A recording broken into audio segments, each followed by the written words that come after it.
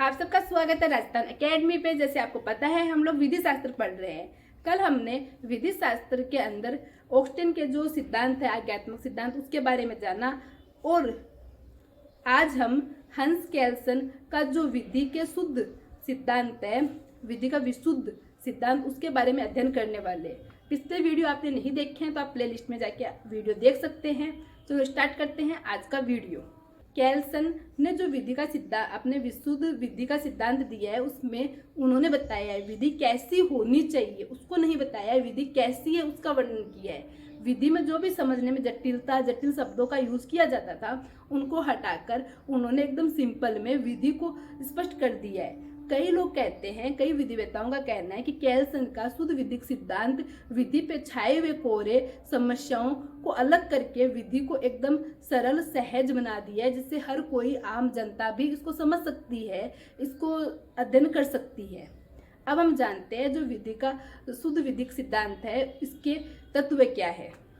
विधि के सिद्धांतों की हम जब बात करते हैं तो जो वास्तविक विधि है उसका अध्ययन किया जाना चाहिए, न कि आदर्शतात्मक सिद्धांत। अर्थात हम कह सकते हैं विधि जो है उसका अध्ययन होना चाहिए, न कि जो होनी चाहिए उसका। उन्होंने बताया विधि और विधि के सिद्धांत अलग अलग हैं। विधि के सिद्धांतों को इस प्रकार स्पष्ट किया जाना चाहिए कि वो विधि के अर्थों को स्पष्ट कर सके, उनको प्रस्तुत कर सके।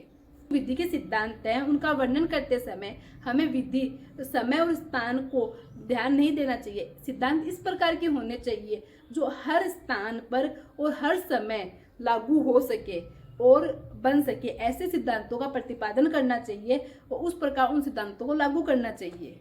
विधि के सिद्धांत की शुद्धता इस पर निर्भर करती है। इसे हम समाजशास्त्र, राजनीतिक शास्त्र, विज्ञान, इनसे थोड़ा अलग रख के विधि का अपना एक स्थान रखें, तब उसको समझने में आसानी होगी। सब चीजों से हम इसको मिला देंगे तो इनको समझना और जटिल होता जाएगा। विधि के सिद्धांत है वो मानवीय विज्ञान है, ना कि प्राकृतिक विज्ञान है। जो विधि के सिद्धांत है वो मानव के व्यवहार से जुड़े हुए हैं, न कि विज्ञान जो प्राकृतिक विज्ञान है उसके सिद्धांतों और प्रकृति से जुड़ा हुआ है। इस प्रकार हमने विधि जो केल्सन का विशुद्ध विधिक सिद्धांत है उसके तत्व जाने। अब हम जो केल्सन का विशुद्ध विधिक सिद्धांत है उसके महत्व को जानते हैं कि वो किस प्रकार उपयोगी है। सबसे पहले आता है जो केल्सन है, उन्होंने राज्य और विधि के बीच में अंतर को समाप्त कर दिया है।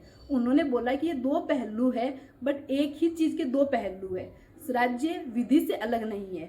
इस प्रकार उन्होंने ऑक्स्टिन के जो समस्या उत्पन्न हुई थी कि संविधान को विधि में सम्मिलित करें या नहीं करें, उन्होंने इस समस्या का समाधान कर दिया, क्योंकि इन्होंने राज्य और विधि का अंतर ही खत्म कर दिया है। उन्होंने बोला कि दोनों एक ही है। जो केल्सन का सिद्धांत है विशुद्ध विधि का, उन्होंने शास्त्र को महत्व दिया है, परंतु जो आज्ञात्मक सिद्धांत है ऑक्स्टिन का उतना महत्व नहीं दिया है। उन्होंने संप्रभु के साथ में लोकमत को भी उतना ही महत्व दिया है। केल्सन ने अंतरराष्ट्रीय विधि को राज्य की, राष्ट्र की विधि से अधिक महत्व दिया है। केल्सन ने अपने आज्ञात्मक सिद्धांत के अंदर जो रूढ़ियां और प्रथाओं हैं उनको वास्तविक विधि का महत्व दिया है। आज्ञात्मक सिद्धांत के अंदर हमने देखा कि उन्होंने रूढ़ी और प्रथाओं को कोई स्थान नहीं दिया था, बट केल्सन ने उनको एक विशेष स्थान दिया है, वास्तविक विधि के रूप में स्थान दिया है।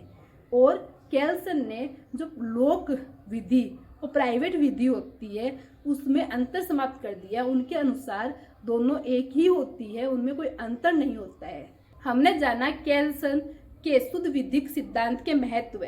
अब हम जानते हैं केल्सन के शुद्ध विधिक सिद्धांत के कुछ आलोचनाएं भी की गई है। काफी विधि शास्त्रियों ने इसको काल्पनिक बताया है कि ये तो वास्तविक आधुनिक जीवन में लागू ही नहीं हो सकता है।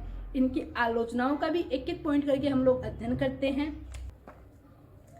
केल्सन के शुद्ध विधिक सिद्धांत के काफी आलोचनाएं हुई है, जिनका हम पॉइंट वाइज अध्ययन करने वाले हैं। पहली आलोचना है कि उन्होंने विधि और संप्रभु, मतलब विधि और राज्य के बीच में अंतर समाप्त कर दिया है।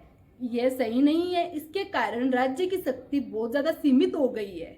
दूसरा, उन्होंने जो लोक और प्राइवेट विधि है उनका भी अंतर समाप्त कर दिया है। इससे राज्य के जो दायित्व है वो समाप्त हो गए हैं।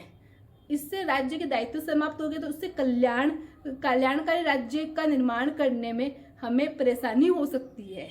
इसी प्रकार उन्होंने जो अपना सिद्धांत दिया है शुद्ध विधिक सिद्धांत, इसके अंदर अंतर्राष्ट्रीय विधि को राष्ट्रीय विधि से अधिक महत्व दिया है। इससे वहाँ की जनता के अंदर राष्ट्रीय के प्रति जो प्रेम है, जो आदर है, उसमें कमी आएगी और वो अंतर्राष्ट्रीय विधि को राष्ट्रीय की विधि से ज़्यादा महत्व नहीं दे पाएंगे, क्योंकि वो अपने देश को अधिक महत्व देते हैं। बट इन सब के बावजूद भी हम जो कैल्सन हैं उनके शुद्ध विधिक सिद्धांत के महत्व को नकार नहीं सकते हैं। वह हमारे विधि के अध्ययन में काफ़ी महत्वपूर्ण योगदान देता है। विधि के अध्ययन में एक महत्वपूर्ण सिद्धांत के रूप में उपयोग किया जाता है। वीडियो कैसा लगा कमेंट करके ज़रूर बताएं। कोई भी डाउट हो तो आप कमेंट करें, एंड आप जिस टॉपिक पे वीडियो चाहते हैं उसको हमें कमेंट करके बताएं। Thank you for watching.